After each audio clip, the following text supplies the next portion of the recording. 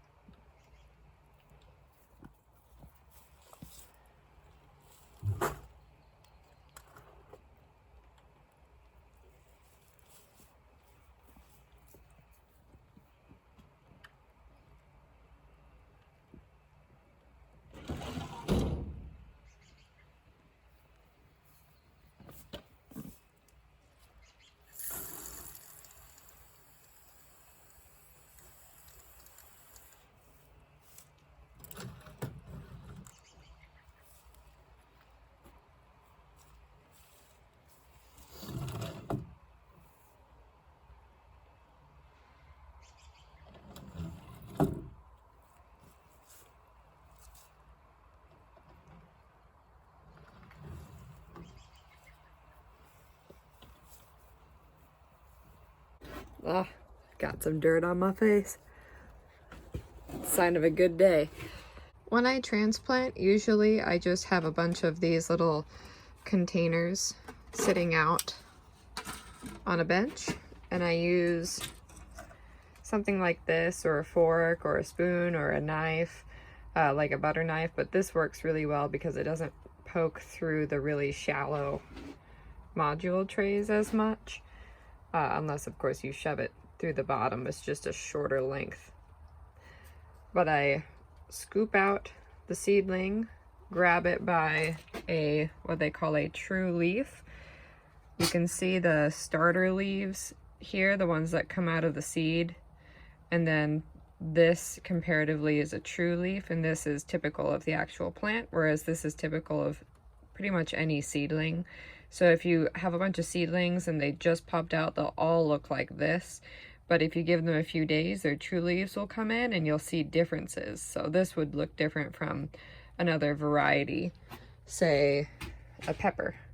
So peppers and tomatoes have seed leaves that look similar to each other, and then they have their true leaves.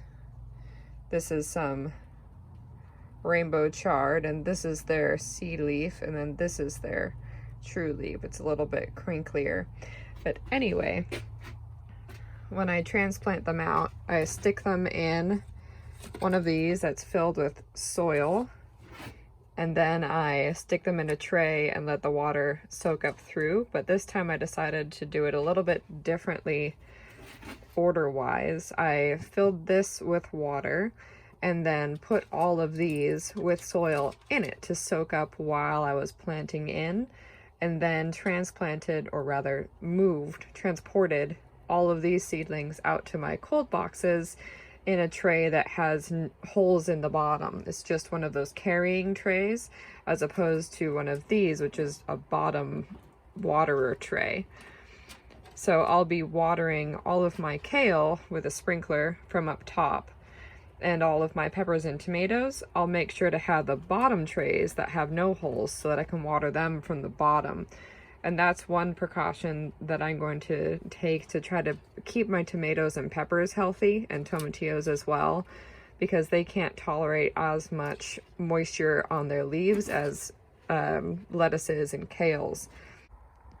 So far, about half of that module tray transplanted into that and that.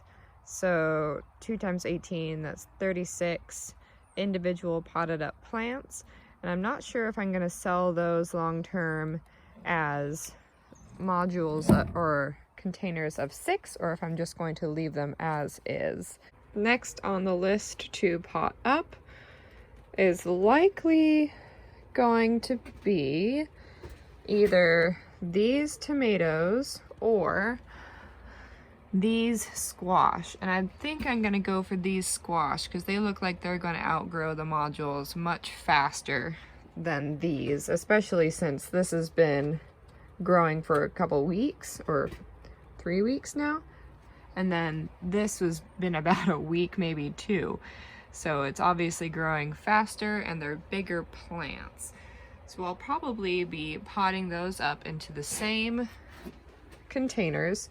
These are just 3.5 inch square. They're not the deep version, but they are as wide and long as most transplant pots or most nursery pots. What I might do in the future is get the deep version, which is I think 4 inches tall as opposed to 3.5 inches tall. But I'm gonna try these for now and just buy them as I need them. And hopefully next year I'll be able to invest in a lot of whatever works for me. Right now I'm still trying out the different containers.